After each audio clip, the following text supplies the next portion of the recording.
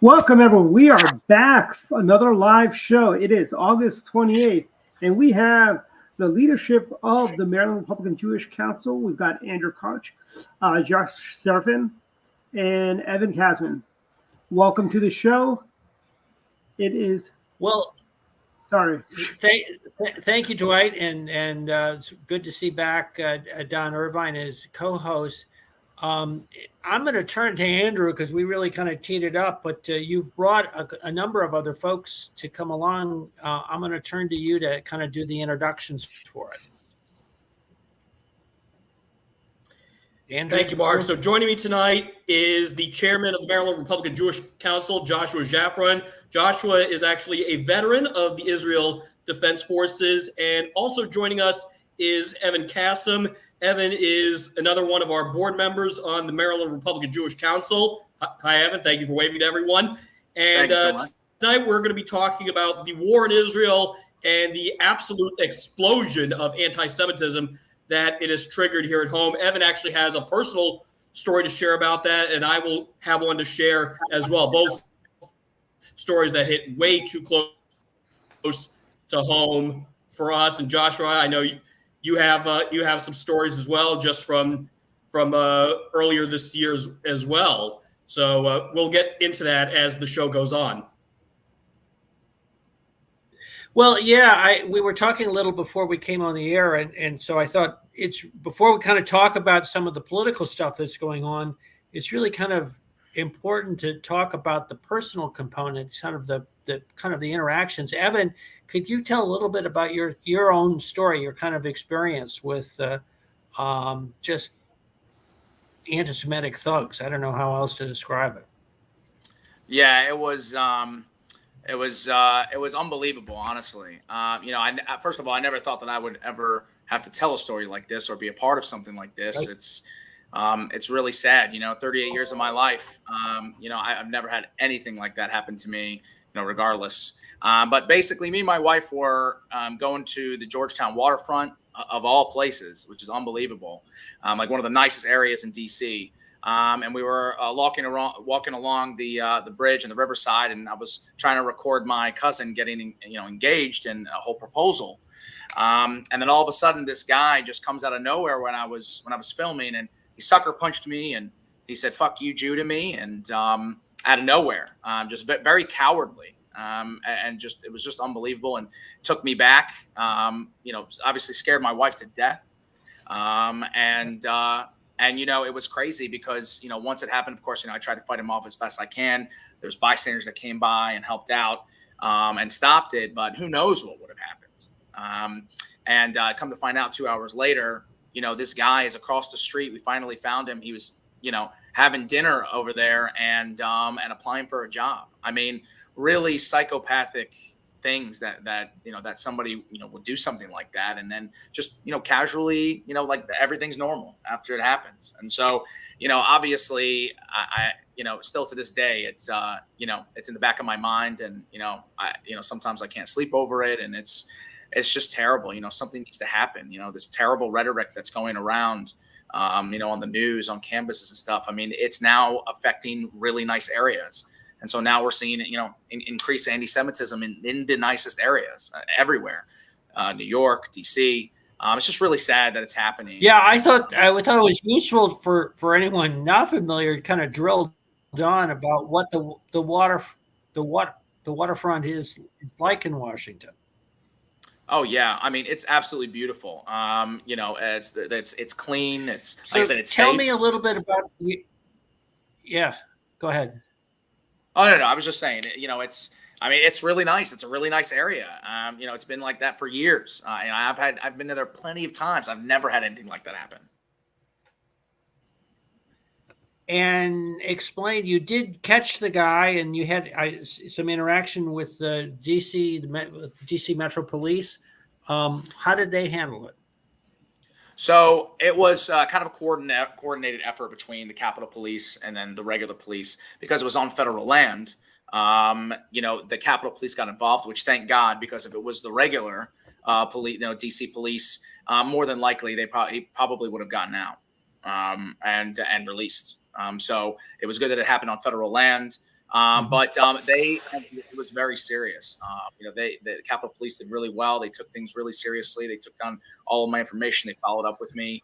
They were really, really concerned, and it was crazy. But they told me that they've, it's been, an uptick in like violence in that area, and I was taken aback when they told me that.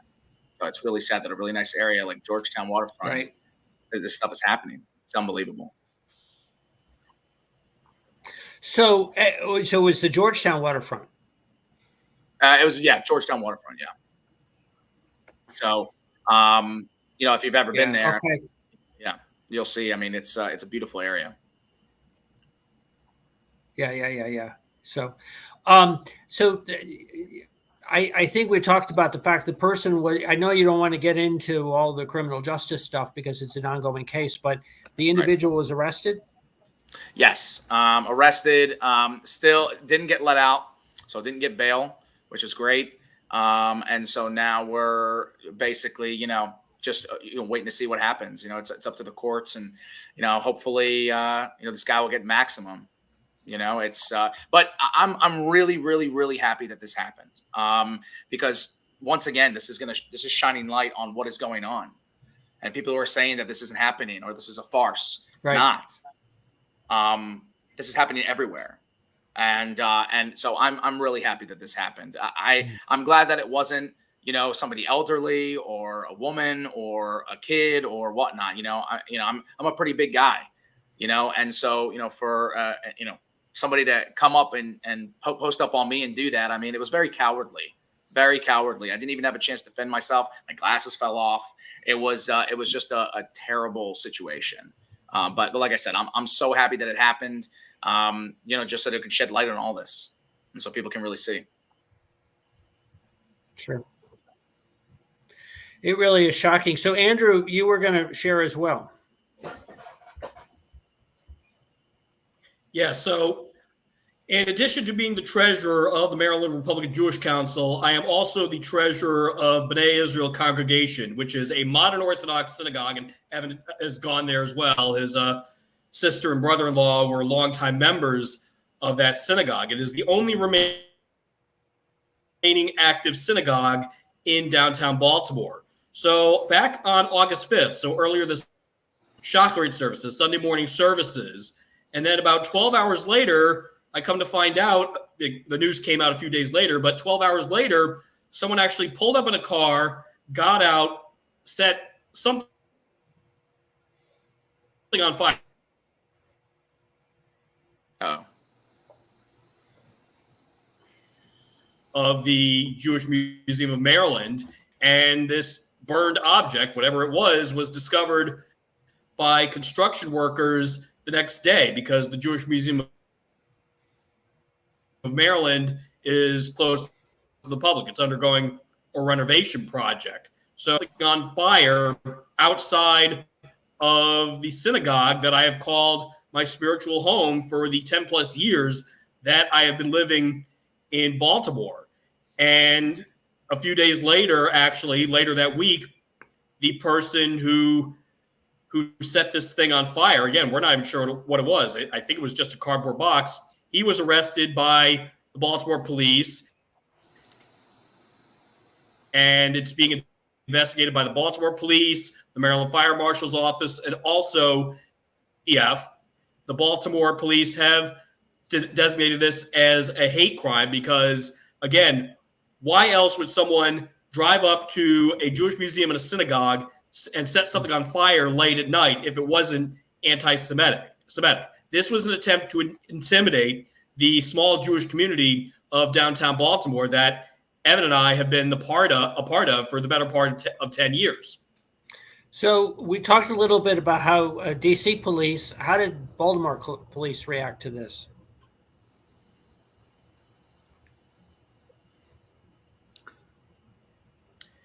It's from all accounts, it sounds like they reacted pretty well. They quickly gathered surveillance camera footage. There is a surveillance camera outside of the Jewish Museum of Maryland and B'nai Israel Congregation,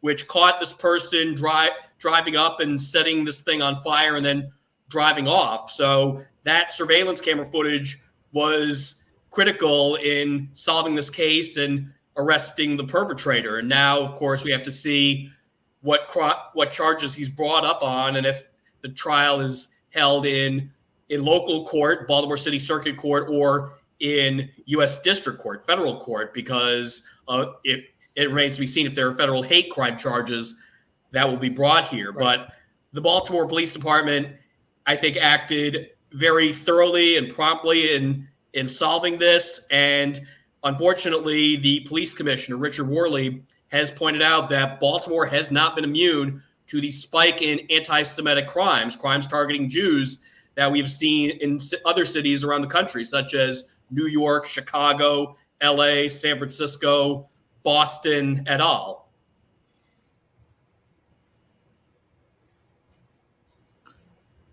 And we've certainly seen that normalized post-October 7th all throughout the country. Yeah, sorry. Right. No, I was going to turn to you and Josh, so jump right in.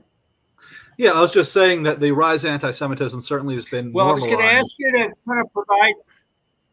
Sure. Yeah, I was going to ask, could you kind of give a little bit background about the Maryland Republican Jewish Council? Well, we formed a few years ago, and the intention is twofold. It's to provide greater education about what it means to be a Jew, to kind of combat the inherent xenophobia within people in general, but also create better inroads between the Jewish community and the Republican Party within Maryland. Because even though both sides might say, hey, we want to work together, there still needs to be a little bit more hand-holding, I would say, in order for both sides to build greater trust between each other.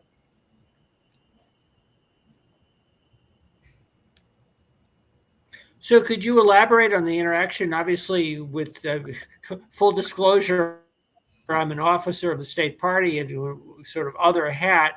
Talk a little bit about the kind of interaction that you've had so far. Obviously, there are a number of groups that have been very active in the space. Kind of how do you differentiate yourself? Well, we've spoken at a lot of smaller local group events, county committees, and so on and so forth, basically talking about what's going on in the Jewish community, how it relates to the Republican Party, showing our civic duty, showing our general interest, and also sharing what's important to us with those groups. And we've actually received a lot of support from different local committees, and it's all about building the bridges, I'd say.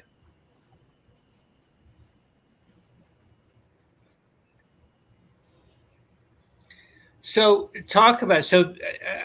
are you involved with the campaigns, or are you doing other activities? Well, like earlier I mentioned, I've actually been out of state for the past couple months just on a work thing. However, in general, we have endorsed different candidates that we like to get behind. We have made phone calls in the past. We've discussed setting up voter signups, and we're trying to get that rolled out. There's a lot of different things we're trying to work on the overall engagement.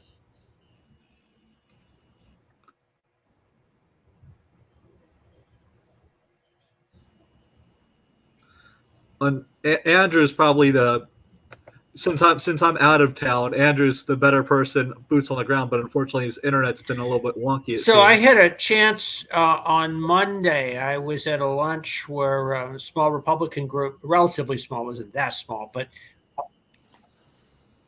no. I'll share with you. Michael Watley, who was the the national Republican chair, touched on the work that, quote, Republicans abroad, but more specifically, voters, citizens, dual citizens and American citizens outright in Israel to participate in this year's election. And I gather there is a substantial effort in that direction. Any thoughts about that?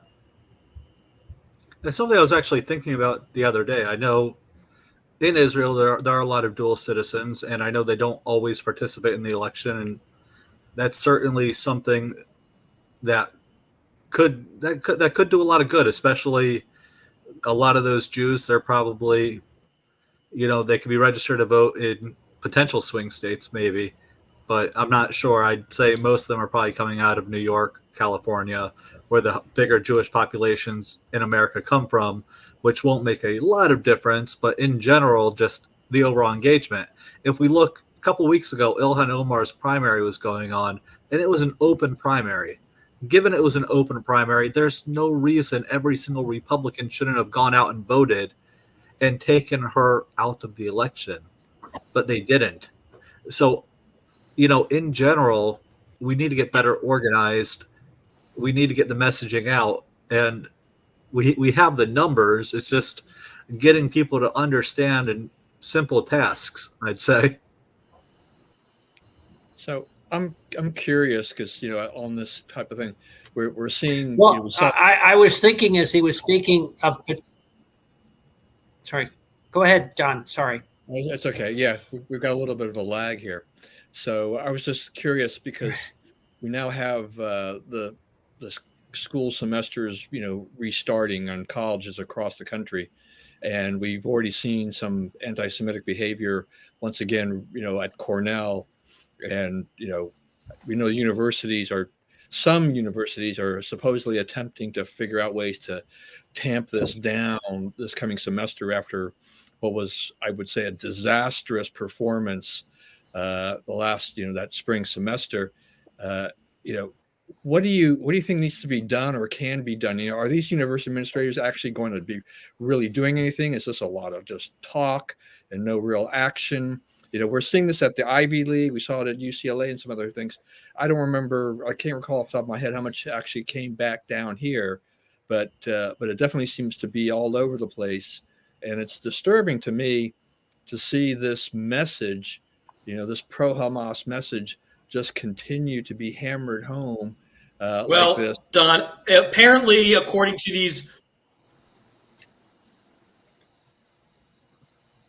Okay. Rough. Yeah. So this connection's a little rough. And that face was quite hysterical. But besides the point, I absolutely agree with you, Don, that it has been abhorrent. But I don't think it's going to be as bad as the new school year starts. I think ultimately the schools, the staff, the administrations, they also recognize it's an election year, and they know the votes aren't going to come from the pro-Palestinian anti-Semitic crowd. Those people have already chosen to abstain. So, the tools of the Democrat Party, they want to appeal to moderates right now. So they are going to try to tamper things down. But in general, what needs to be done to combat things where it's not just, okay, it's an election year, here's what we're going to do. It needs to come from the Board of Education. All of these schools, what makes a degree from, Harvard different from a degree from McDonald's University? It's being accredited. You get accredited from the Department of Education. Why is the Department of Education sanctifying all of these schools when they glorify terrorism?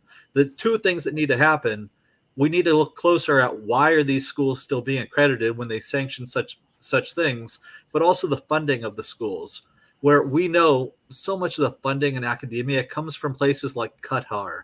And Qatar, we all know, plays both sides. Qatar simultaneously funds Hamas, aligns with Iran, while also trying to align with Saudi Arabia and the U.S. Qatar cannot be trusted, and they practically write the textbooks that are used in higher education.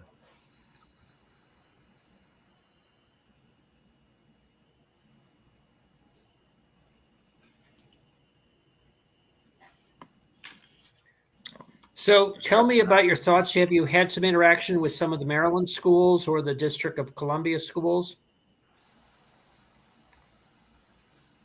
I have not had personal interaction Colleges, with them. universities? I've interacted with a few students after October 7th first started, and they let me know how bad things were. University of Maryland, for one thing, Johns Hopkins for another. I've also known people who are within the Ivy League who tell me what's going on at different schools, and it's bad. They essentially, what's happened, Jews are Zionists. Zionists are Jews. They use that interchangeably. When they say they don't hate Jews, they just hate Zionists, Right. they're saying they just hate the Jews. We all know this. And they have whitewashed Jews. To them, there's no such thing as a Mizrahi Jew. There's no such thing as a Sephardic Jew. Every Jew is white. So they whitewash Jews. They apply Holocaust inversion, meaning they're saying that all the Jews, they're now Nazis. And that's how they justify what they do. You know, if you think back quite a few years ago when the peak Antifa years, when Antifa was saying, by any means necessary, you know, punch a Nazi.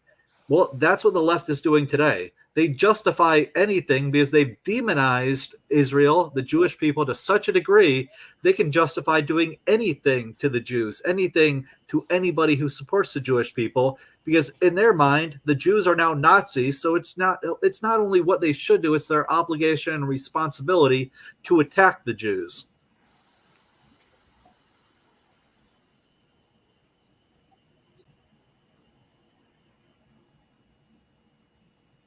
That's just the rhetoric we've been dealing with.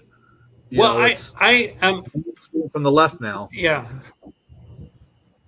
Hey, Mark, I think you have a really So bad could you lag. kind of elaborate?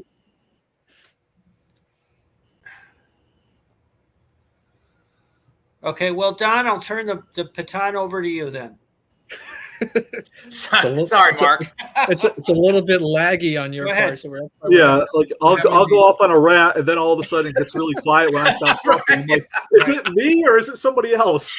We just want to make it awkward for you, Josh. Yeah, we have these moments of silence and everything. Like, I thought that was a pretty good rant. Come on now. Yeah, that's fine. It's absolutely fine. Exactly. Crickets. So okay, so you know we're not posting this up here generally, but you know there's obviously a person here that is commenting on the stream here, you know, and giving us that line about you know, is it anti-Semitic, you know, to call out you know, genocide. Now, you know, what kind of a trope is this, right? I mean, exactly what is this is bugged me from day one. I think about this is like exactly who attacked who on this, you know, who is responsible for this? What is going on here? So here's the funny thing. That's when they'll say, oh, it didn't start on October 7th. It started in 1948. They'll always move the goalposts. Right. And sure, we can say it started in 1948 when Israel was invaded by 6 Arab countries or 6 Arab armies, if you will. And then they'll say, oh, no, it started before that in the Ottoman Empire. And at any given point, there are documented massacres by Arabs against Jews in the Levant. Like, you know, no matter which goalpost they choose, they're not going to win, just like they've lost every single war they've ever started. The reality is, what needs to happen in the Middle East right now, Israel needs to be allowed a decisive victory, not a ceasefire, not an armistice disagreement, because the so-called Palestinians and their supporters, they're still fighting as if we're still in 1948. You know, they're not talking about a 2-state solution. They're not even talking about the 67 borders. No, they want to go back to 1948. They want to go back before 1948 and try to, you know, redo the past 75, 80 years. And I'm sorry, you know, this ain't kindergarten. You can't just say, oopsie daisy, let me do it all over again. No, you effed around, found out, get over it, move on. Exactly. I mean, you know, as a non-Jew, but someone who is very, you know, pro-Israel, this, you know, the things that I see in the media, the things I see on education, is just appalling to me for what is going on here, because we continue to get these messages, as you know, we're just talking about here, about how you know, this is all Israel's fault. Israel started this, you know, and that's why, you know, and all the and where are we getting, you know, all this information in terms of how many people are being killed in Gaza? It's from the health ministry in Gaza. Exactly who are those people? Right? Yes, I mean, the government right. of Gaza is Hamas. Yeah. But at the end of the day, I'll be honest. I don't care what the casualty count is, as long as they are still choosing to fight against Israel. And by fight, I mean their goal is not just to resist Israel. No, their goal is to destroy Israel. As long as that's still their goal, I don't care if there is 0 casualties in Gaza or 2.5 million and there is no more Gaza. That's up to them. If they want to keep on fighting, they're choosing to increase their casualty amount. If they choose to surrender and turn over all the hostages, then hey, we can get on about our day. That's up to them, not me. Yeah, and I'll jump in and I'll tell you this. As one who's got family members that are Jewish, and so it is we've got some crazy people posting in the chat. I was debating, do I want to delete it or do I want to leave it there to let them be exposed? I have to no ignorance. problem engaging with trolls. I have my fun with it. It's all good by me. And but my point is this, right? The problem with that is that we start going down a rabbit hole. Yeah. The big problem is, one, I think if you think about anybody who has any sense of Middle East foreign policy, have taken one class on Middle East security, would know the facts about the Arab Israeli conflict. And it started in 1948 when they tried to crush Israel in a cradle. They did that in 67, 72. Then in the 90s, they decided to, and I remember this was when I was at the University of Maryland taking Israel in the Middle East. They decided to bomb everything. Yeah. The professor was a Palestinian dissident. The class was filled with Turks and other Palestinians. And there was one Jewish person, there was myself and a few others. I am the only one when Rabbi Mendel spoke, and he says, anybody here that's 100% pro-Israel? I'm the only one who put my hands up. And then they had a Palestinian guy go, is anybody here 100% pro-Palestine? Nobody put their hands up. And I'm like, liars, all of you, liars. But the bottom line is, they don't understand. First of all, Palestine never existed. It's a made-up territory. So this is what I was going to say a second ago. It's not Israel versus Palestine, and this is what people don't understand. It's Israel versus Pan-Arabism, because that's what it really originates in. Mm-hmm. The idea of Palestine, before 1967, Jordan had the West Bank, Egypt had Gaza.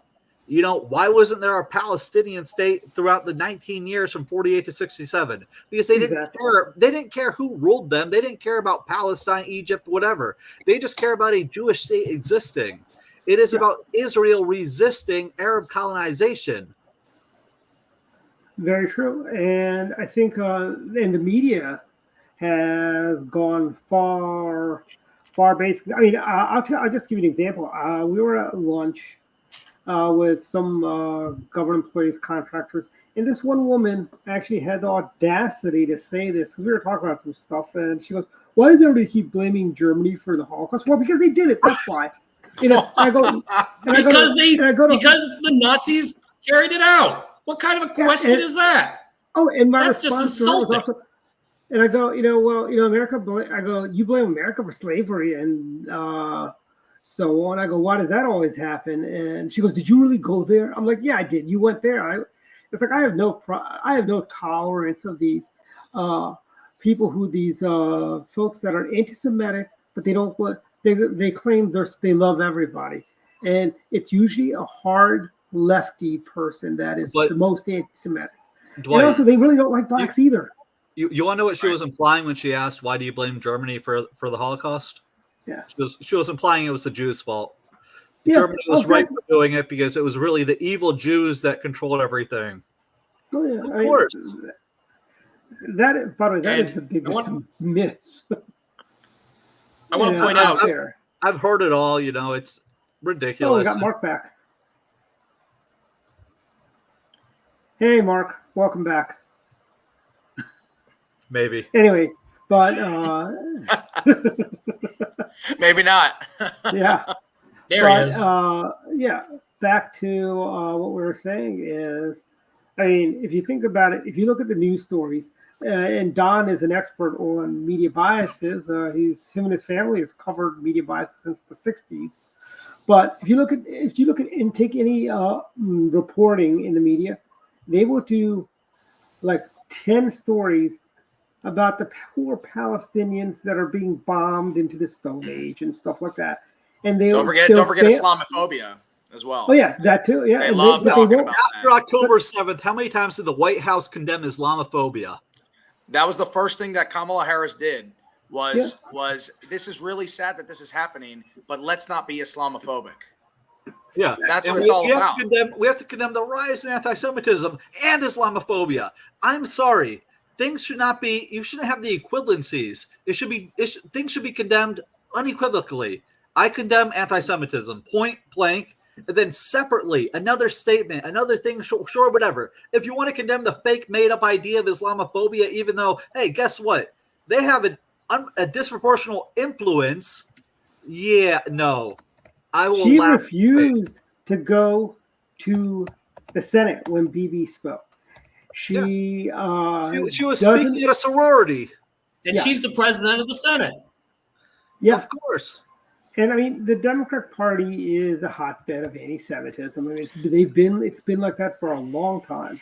It's become more mainstream on the left. Yes, there are still problems on the right, of course. The Democratic Party is mainstreamed anti-Semitism. Yes, it has become more mainstreamed and growing on the left more and more. It's the younger generation who, they're so detached from reality. It's the TikTok social media meme generation, which is honestly the same as the boomers and the Gen Z. They both get their information directly either from memes or TikTok or social media. So it's sad. And nobody takes time to read or understand the history, and they just shoot off their mouths. They have no clue at all. Nuance and reading comprehension are lost arts. Right. So, I follow Dennis Prager a lot.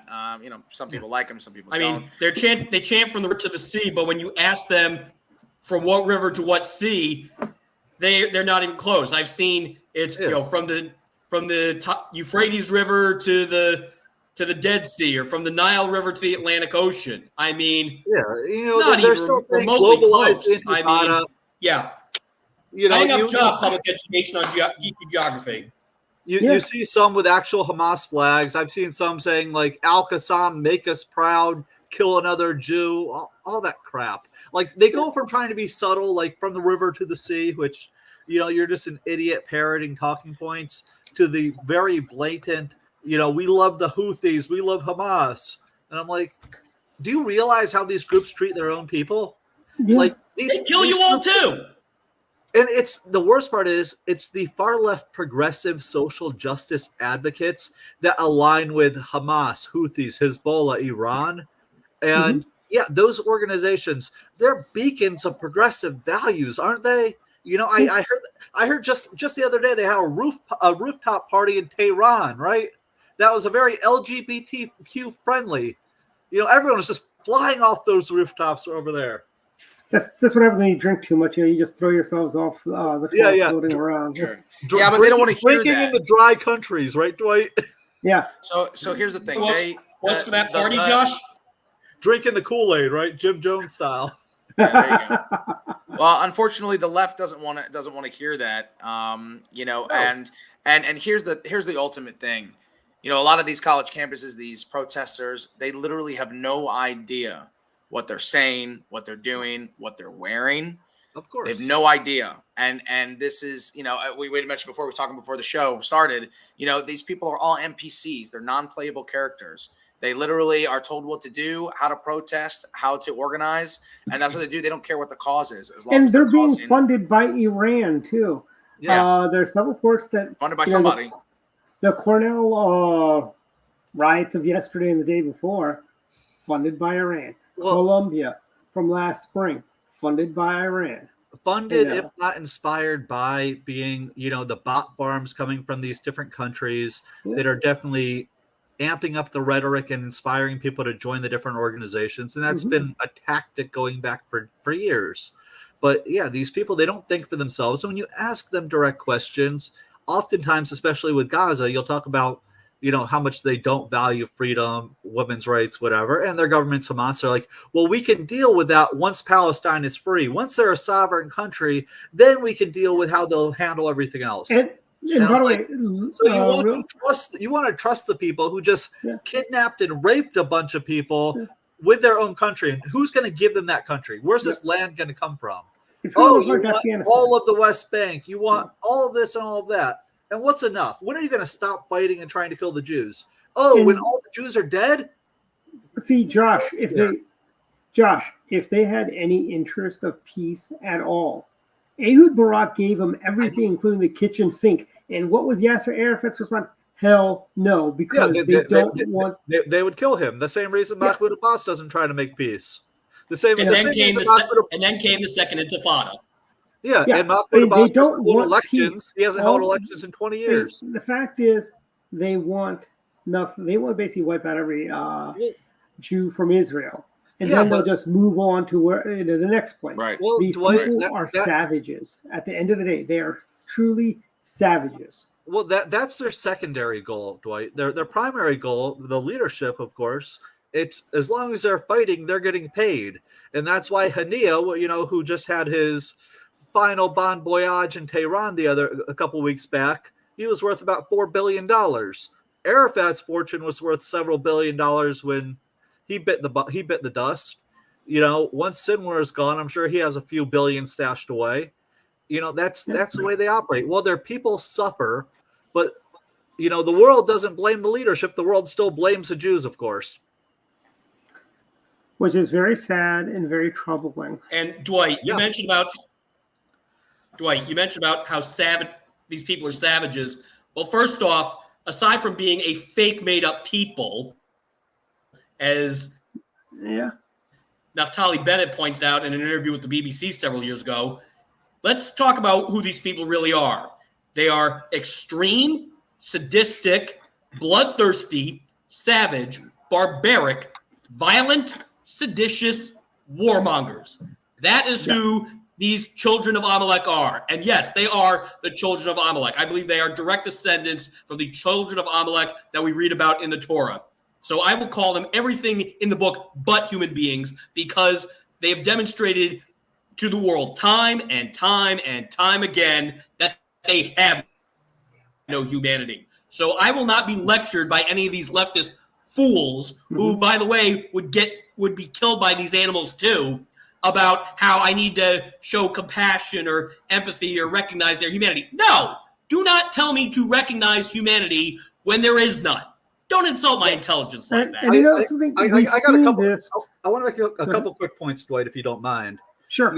Israel routinely does mass text messages, mass phone calls, drops leaflets, evacuates different areas.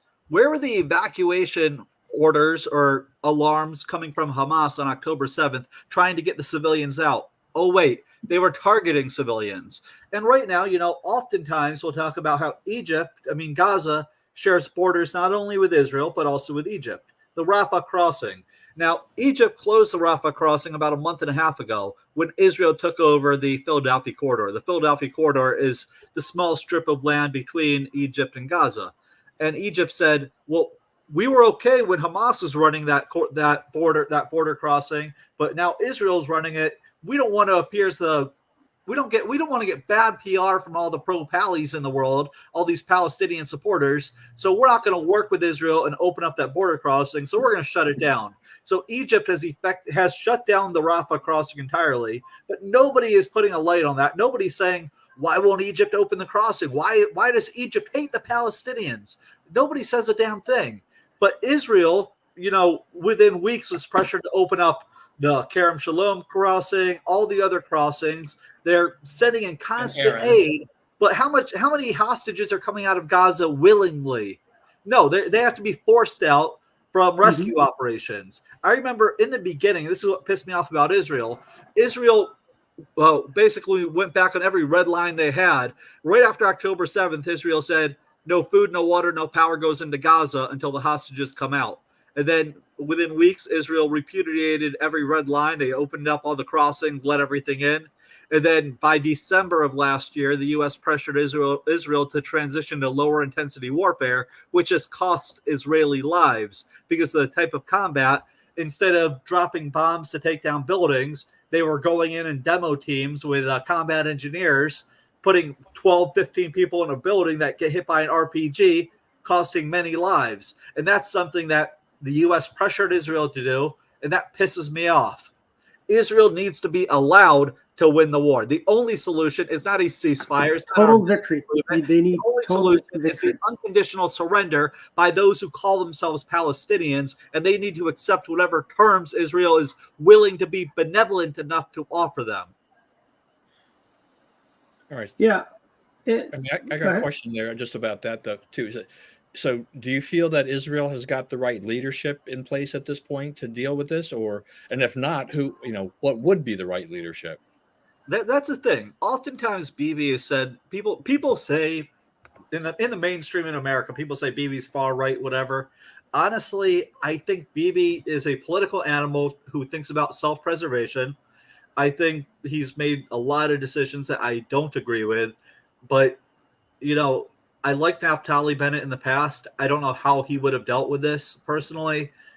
I understand that there is a lot of political chess in terms of navigating the relationship between the U.S. and Israel and certain, resupplies and stuff. And Israel does need to divest its dependence on U.S. arms in order to have more autonomy when it comes to fighting these wars, ultimately.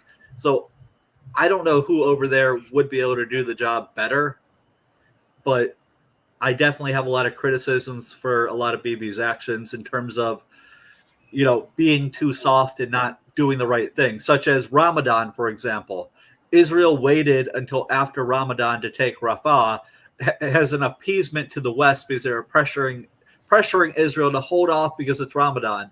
Do you know what holiday October 7th was? Simchat Torah. It was an Israeli holiday.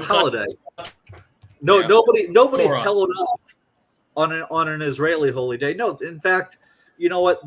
The terrorists, they choose Israeli holy days to attack. Yeah. So it looks like we got Mark back. Can you hear us okay, Mark? I mean, just look at one of the worst attacks. Yeah. Oh, Andrew's lagging too. Just look at one of the worst attacks during the Second Intifada. I'm still lagging. 2002. Yeah. All right. So and you also have the Yom Kippur War, which people seem to have forgotten all about that. And who were the aggressors there? I seem to forget. Who were the aggressors there? Oh, yeah, it was the terrorists. Of course. Egypt and Syria. Listen, at the end of the day, like you've been saying, Josh, from the river to the sea, they don't want a ceasefire. They don't want peace. They don't want anything. They want the entire Jewish population of Israel to be destroyed. Yeah. They want Jews all over the world to be destroyed, including in America. That these nutsos, they want Sharia law everywhere. This Islamic takeover has been going on for centuries. The thing is, it's so prevalent now because of what's going on in the Middle East with Iran, Afghanistan, obviously with Israel and stuff like that. But I mean, there's the what they want is death. Like that's what they want. They want them all eliminated. But the left can't see that because, like I said, they're all NPCs. Well, the other sad thing is everybody wants to be critical of Israel's actions, including myself. But when other countries are critical of Israel, nobody else wants to get their hands dirty. We have to remember that on October 7th, it wasn't just Israeli citizens that were taken. There's about 8 Americans or so that are still in Gaza in the tunnels. There were people from Mexico, from Africa, from so many other countries. But what other country sent people on the ground into Gaza to get their people back? Nobody. Because nobody wants to deal with the terrorism. Everybody likes to sit back, Monday morning quarterback it and criticize Israel for the way they're doing their damn job, but nobody wants to get their hands dirty.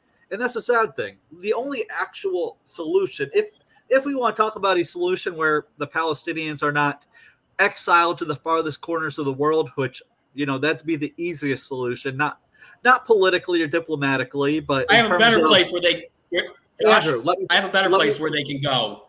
Andrew, let me finish. Instead of exiling them, which is not diplomatically or politically expedient, would be to have a third-party country go in and have a long-term plan for de-radicalization and basically give them the mandate of Palestine. But who's going to step up? Ideally, it would be an Arab country who has the fortitude to handle things with the extreme that it requires. And in fact, after October 7th, Naftali Bennett spoke to Ben Shapiro, I believe, on Ben Shapiro's podcast about a similar type of idea. But, Bennett's not in power in Israel.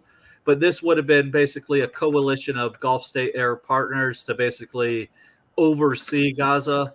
But since nobody wants to step up, Israel's the only one left. And that's why Israel can only take the outside criticisms with a grain of salt because nobody's going to be dealing with the terrorists tomorrow. In 2011, I was in Israel on a base when Israel made the dreaded, horrible deal to release Gilad Shalit in exchange for 1,027 terrorists, including Yahya Sinwar, who's the current head of Hamas in Gaza. I was on a base, and I looked at my fellow soldiers, and we all knew such a deal would result in many people being targeted for kidnapping. And yeah, it took about 12 years for that to come to fruition, but ultimately it did. It was predictable what happened in Gaza. You cannot have the status quo of having an enemy who wants to kill you side by side and just kind of look the other way. And, Israel had the mowing the lawn strategy. Every 6 months or so, Hamas would send rockets, Israel would do airstrikes, and you just kind of maintain a status quo. Well, that was anybody with half a brain knew that was not sustainable. Everything would erupt. That's why when I was in, Israel did not go into Gaza. It was before 2014. I was in 2009, 2012. But everybody wanted to go in and just to get the damn job done. We know it's like, as a country, Israel didn't have the appetite for war. But those who are in combat, we knew what we had to do. But the politicians tie your hands. And we are at the end of our program. Andrew, I'll give you guys any plug. Don't worry, you guys have any plugs? It's a good rant, Josh. for your club, your council, any events coming up or anything like that, or how can people get involved with your with the Maryland Republican Jewish Council? Should they just email Andrew? Andrew, can you? Yes. One way you can engage with the Maryland Republican Jewish Council is that we have shirts available in exchange for contributions. It's Let's Go Brandon Phonetic Hebrew T-shirts. This shirt is one of a kind. You will not find this shirt anywhere else. Through XXL. And again, those help support the Maryland Republican Jewish Council. So let your friends and neighbors know that you stand with your Jewish neighbors and against the Democrat Party's mainstreaming of anti-Semitism, and also the Democrat Party's funding of Iran and its proxies to the tune of tens of billions of dollars. Hundreds of billions. Brandon, Yalla Brandon. There you go. You got the last word. Hey, can I say something? Can I say something as well? Sure. If you don't mind. Yeah, just to finish off. And once again, thank you so much for having me on. It's been really We'd love great to have you guys on regularly. Yeah, absolutely. Just want to say this, everybody out there, you got to know who you're voting for. You got to see what those policies are. You can't just vote for somebody because of their religion or the color of their skin or something like that. You've really got to go deep down and see what you're voting for. And especially, I hate to say it, if you're voting for the Democratic Party, Israel's gone, this country's gone. You're not going to see, it's not going to be the same. You're voting for Sharia law. And Sharia law is a real thing. I know everybody's like, it's never going to happen. It's happening right now in England. It's happening in Michigan. It's happening. Yeah, it's happening. No, it's happening in Denver, Colorado. It's Hamtramck, Michigan is where, they voted. I'll save that for another time, but feel free to look it up. Yeah. Yep. Just know who you're voting for and what their policies are. And thanks for having me as well. Glad to have you guys. We want to have you on regularly. Good night, everyone. Good to see you guys.